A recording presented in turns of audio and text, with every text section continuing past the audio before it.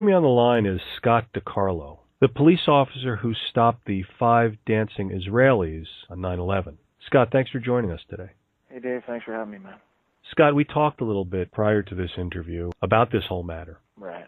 And I said to you just before we started that you and your story are in 9/11 legend and lore. And you told me that you just don't know why, right?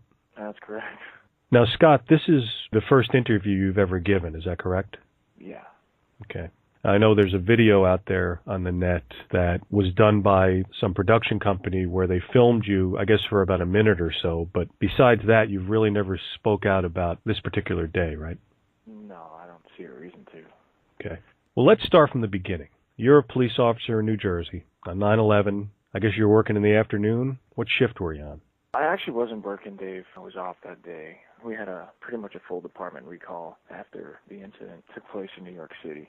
At that point, we all got put somewhere and did what we had to do. Did they call you in like right in the morning when all this happened? But yes, sir, yeah. Okay. As a matter of fact, I don't remember if I called them and said, hey, do you need me or what? But the entire department ended up going in. Right. And what happened?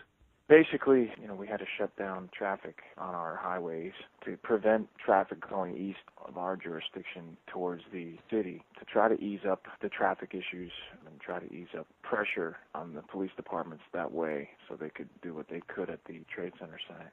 Okay. I was posted on the highway. You're talking about like Route 3? Yeah, Route 3 and the service road right out by the turnpike. Okay, near the Meadowlands.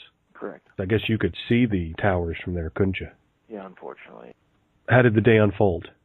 We were out there for hours just trying to work with traffic, and the public had no idea what was going on, and we really didn't have a full knowledge of what was going on. So, tempers are flaring and people need to get home, but we weren't able to let anybody go east of our jurisdiction at that point.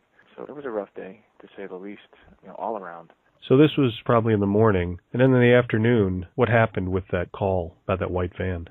There was a BOLO, which is be on the lookout for a particular van with, there's supposed to be a few occupants in there. And the BOLO basically stated that this van may be on its way to destroy the George Washington Bridge or something like that, if I remember correctly, and blow up the bridge, and perhaps explosives were in the van or something. So we were out there, and of course we're all looking for it, and it just happened to come our way.